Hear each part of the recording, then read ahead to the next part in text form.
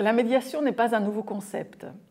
Déjà présente dans le CECRL de 2001, elle est désormais clairement explicitée dans les programmes de lycée en tant que mode de communication qui articule réception, production et interaction. C'est une compétence à laquelle les élèves doivent être entraînés. Voyons ensemble les questions qui se posent. À quoi sert-elle ?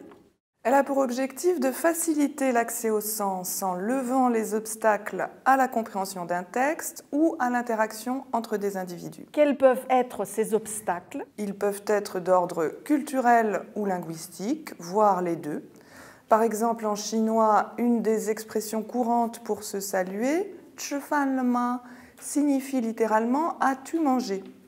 L'acte de médiation qui permettra de lever cette ambiguïté consistera à présenter cette expression en situation, c'est-à-dire dans un contexte immédiatement intelligible par l'élève, telle une scène de film, une image, etc. Qui est le médiateur ? Bien souvent, l'enseignant est le premier et le principal médiateur. En cours, il pratique déjà naturellement la médiation quand il contextualise, explicite, simplifie, reformule, etc.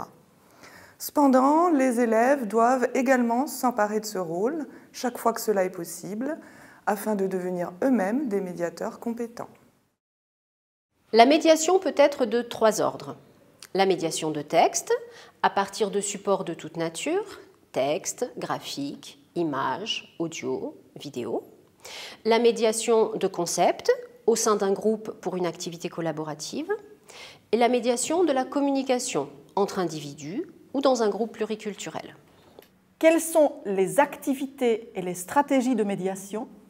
Elles sont intégrées aux activités langagières. Par exemple, lors du travail de compréhension, lorsque les élèves font part en langue étrangère de ce qu'ils ont compris, à l'oral ou bien à l'écrit, lorsqu'ils reformulent, lorsqu'ils explicitent, pour autrui, eh bien, ils font de la médiation.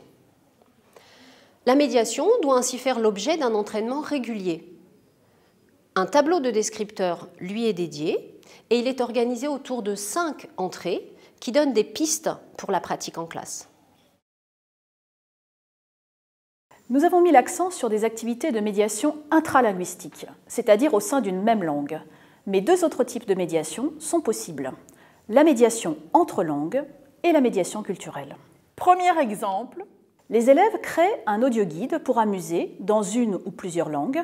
Ils doivent donc faire un travail d'interprétation d'une langue à une autre, mais également, si besoin, d'adaptation et d'explicitation pour faire appréhender aux visiteurs étrangers une réalité culturelle, économique, historique, propre à la culture représentée.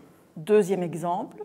Les élèves étudient un objet culturel qui est un point de rencontre et d'échange entre des langues et des cultures, comme un courant artistique, tel l'impressionnisme, avec ses influences et ses déclinaisons particulières, ou bien comme une denrée, tel le thé, dont on pourra étudier les déclinaisons linguistiques, les routes et les échanges d'une ère culturelle à l'autre, ainsi que son rôle économique et social dans chacune des cultures.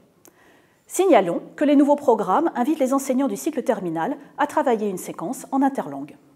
En guise de conclusion, la médiation place l'élève en situation de valoriser l'ensemble de ses connaissances et compétences, tant linguistiques que culturelles.